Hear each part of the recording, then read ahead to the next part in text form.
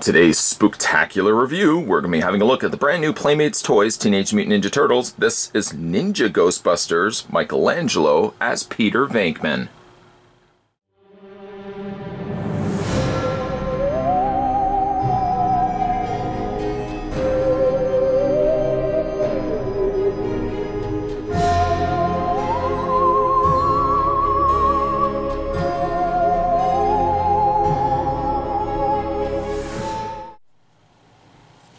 Let's go ahead and get some scary dimensions going for Venkman Michelangelo. He stands at, if you could believe it, about 6.5 inches. And the reason why I say if you could believe it, because that's actually a lot taller than most conventional Ninja Turtles. In fact, I don't have a Michelangelo here with me, but I do have a regular Leonardo from also the Nick cartoon. And I also have Michelangelo here as the Mutants and Monsters werewolf. And I just want to show you how the Ghostbusters Michelangelo stacks, and I use the term quite generously, stacks above and beyond the Leonardo and Michelangelo. It's really strange, actually, that they went this size for the Turtles, as opposed to not simply keeping it the same size as these. By keeping it, if they have kept it the same size as these Turtles could have easily fit into the same scale. Right off the bat, they've made them a lot taller, which is very, very strange. And the only thing I can think of is that they were trying to make them more a 6-inch line. If you had actually had a 6-inch Ghostbusters as a turtle, therefore they would have made it as a 6-inch. But it makes more sense, to be all honest, that it would have come sized, you know, on a regular sizing to the normal turtle figures that we always get in the past. For Mikey's accessories, he comes, of course, with a proton pack, which looks actually very cool. It is something that can be removed and thereby also can be put back onto the turtle. And one thing that's really neat about it, let's just bring the camera a little bit back here. One thing that's really neat is not only does it obviously attach to the side of the proton pack, but much like the old Kenner Ghostbuster figures, you can actually rotate it. And that's really neat. You can see the little proton stream moving around here. It didn't look as if you could remove it. Maybe you can, but I would think it probably runs all the way through, so I wouldn't try to take this off. A really neat looking effect.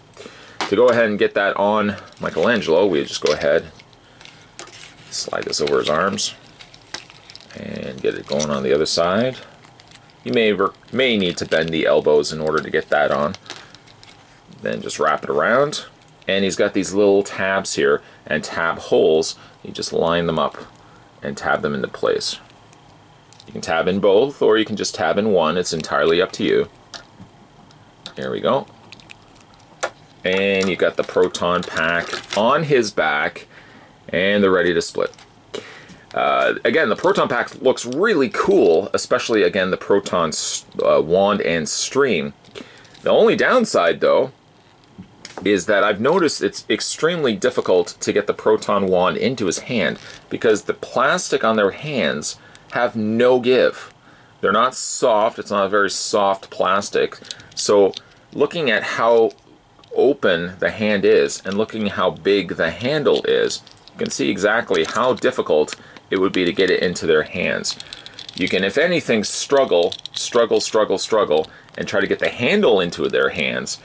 But the other hand, on the other hand, getting this larger part into this hand to hold it with both hands can be extremely tricky. I might end up just having to heat this up so I can actually pry the fingers apart. The plastic density is extremely hard, and getting this wand in his hand is almost next to impossible.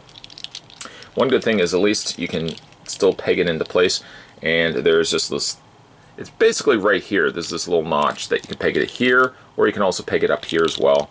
It's entirely up to you. You can peg it that way, or you can, of course, flip it upside down, and it just pegs onto here as well. Snap that into place. Again, some really neat details. They didn't put a lot of paint, unfortunately, in the proton pack, but at least they've got like a little danger sticker. And, of course, a little coloring here for the wheel that rotates the proton wand.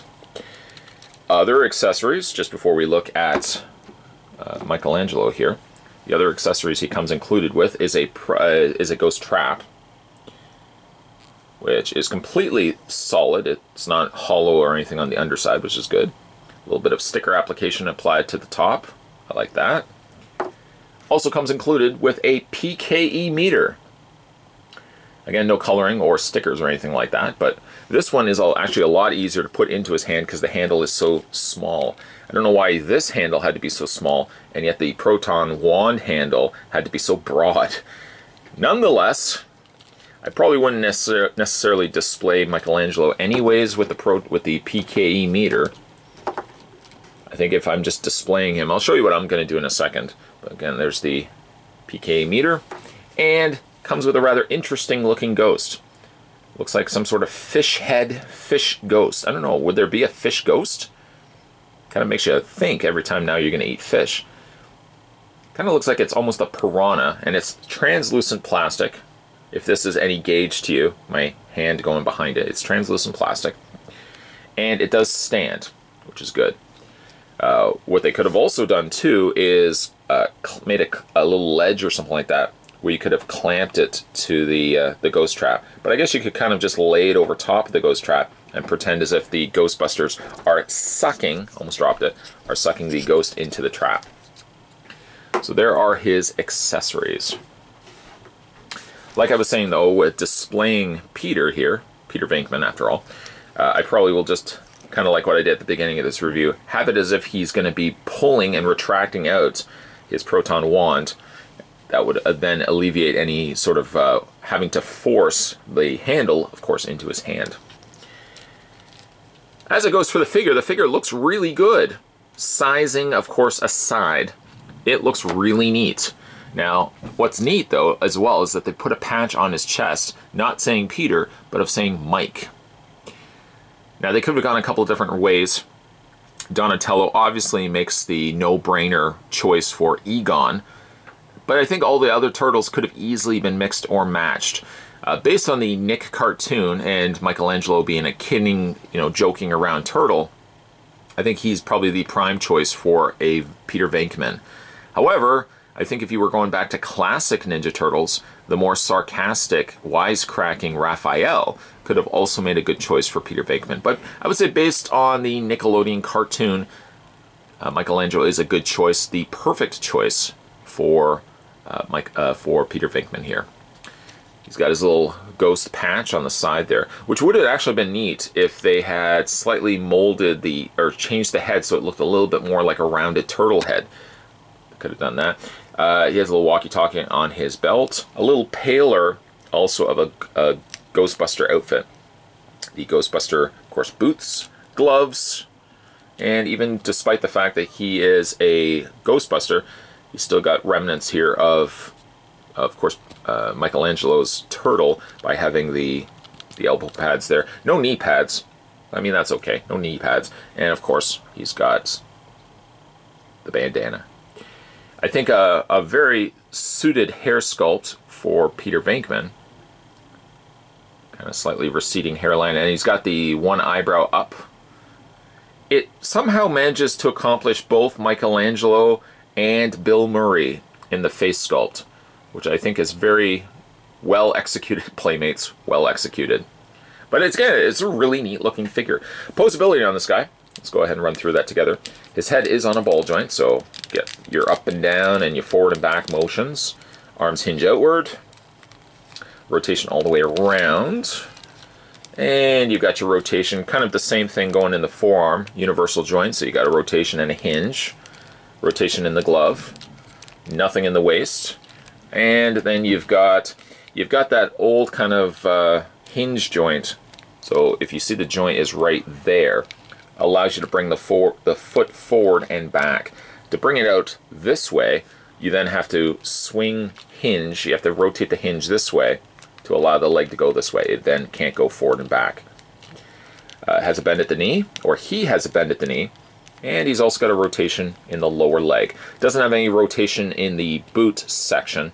More importantly, he just has the rotation right here in the knee.